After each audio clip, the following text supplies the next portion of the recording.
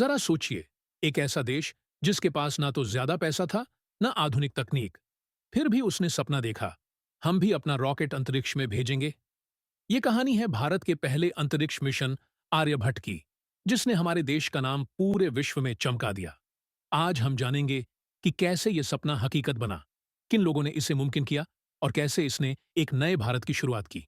तो चलिए, चलते हैं 1960 के दशक के उस भारत में। 134 भारत और अंतरिक्ष के सपने की शुरुआत। 1960 का दशक, गरीबी, संघर्ष और सीमित साधनों का समय। लेकिन कुछ भारतीय वैज्ञानिक सोच रहे थे, अगर हम अंतरिक्ष की तकनीक का उपयोग करें तो भारत बदल सकता है। 1962 में डॉनाल्ड विक्रम साराभाई ने बनाई एक committee, INCOSPAR, Indian national committee for space research. उनका सपना था, स्पेस टेक्नोलॉजी सिर्फ विकसित देशों के लिए नहीं, भारत के लिए भी जरूरी है। केरल के थुम्बा गांव में एक चर्च के अंदर बना पहला रॉकेट लॉन्चिंग सेंटर। वहीं चर्च का हॉल बना कंट्रोल रूम, और रॉकेट के हिस्से बैलगाड़ी और साइकिल से पहुंचाए जाते थे। सोचिए, आज के आधुनिक युग में यह कितना असंभव लगता है। थी इसरो का जन्म 1959 में। इनकोस्पार का नाम बदलकर रखा गया, ISRO, Indian space research organisation. इसका नेतृत्व मिला डॉ विक्रम साराभाई को। उन्होंने कहा था, अगर भारत को विश्व में अपनी पहचान बनानी है तो हमें उन्नत तकनीक के क्षेत्र में किसी से पीछे नहीं रहना चाहिए। उनके इसी विजन ने भारत को अंतरिक्ष की दौड़ में शामिल कर दिया। वैज्ञानिकों ने बिना आधुनिक कंप्यूटर के सब गणनाएं हाथ से कीं। पैसे कम थे, लेकिन हौसला बहुत बड़ा था।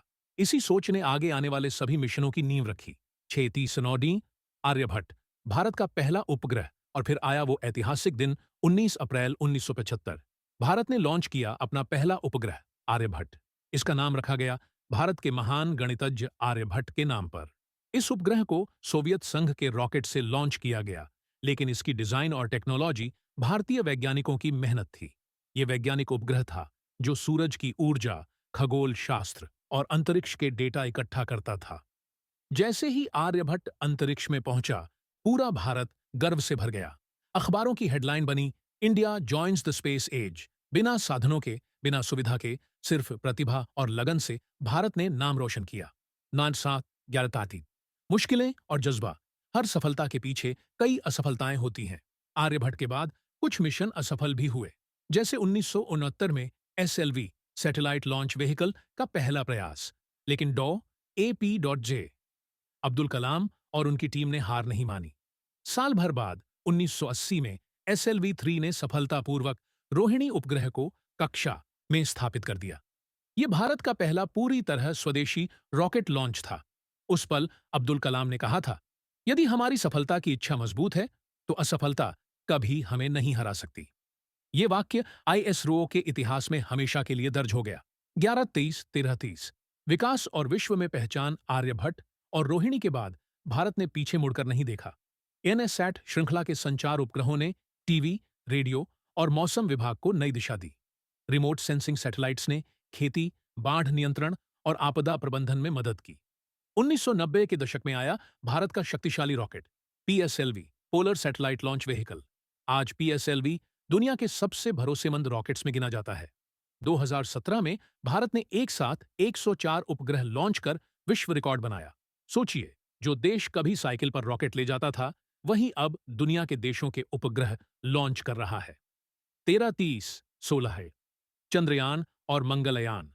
सपनों से आगे ISRO ने अब सपना और बड़ा देखा, चंद्रयान मिशन के साथ। 2008 में भारत ने लॉन्च किया चंद्रयान-1, जिसने चांद के दक्षिणी ध्रुव पर पानी के अंश खोजे।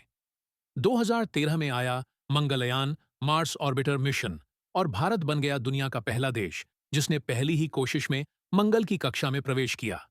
सबसे अद्भुत बात, इस पूरे मिशन का खर्च एक हॉलीवुड फिल्म से भी कम था। ये केवल विज्ञान नहीं, बल्कि भारतीय बुद्धिमत्ता और नवाचार की जीत थी। पूरी दुनिया ने कहा, India has done the impossible. 16-18 थी चंद्रयान-3 और भविष्य का भारत। आने वाले वर्षों में भारत ने इतिहास को फिर दोहराया। 2023 में चंद्रयान-3 ने सफलतापूर्वक चांद के दक्षिणी ध्रुव पर लैंडिंग की, और भारत बन गया दुनिया का पहला देश जिसने ये कर दिखाया। अब ISRO की नजर है गगनयान, मानव अंतरिक्ष मिशन, और आदित्य L1 सूर्य अध्ययन मिशन पर। ये दर्शाता है कि भारत अब केवल पीछा नहीं कर रहा, बल्कि नेतृत्व कर रहा है। आज भारत दुनिया के सबसे बड़े उपग्रह बाजारों में एक प्रमुख नाम है। 38 B6 समापन, एक सपने का आसमान। तो दोस्तों, आर्यभट्ट से लेकर चंद्रयान 3 तक का ये सफर सिर्फ रॉकेट्स का नहीं, बल्कि सपनों और संघर्षों का सफर है। डॉ विक्रम साराभाई और डॉ AP.J अब्दुल कलाम जैसे महान वैज्ञानिकों ने जो बीज बोया, वो आज हर भारतीय के दिल में गर्व का पेड़ बन चुका है। हर मिशन ये साबित करता है, अगर इरादा मजबूत हो तो आसमान भी सीमा नहीं। अगर आप भी कुछ बड़ा करने का सपना देखते हैं, तो याद रखिए, हर आर्यभट्ट एक विचार से शुरू होता है।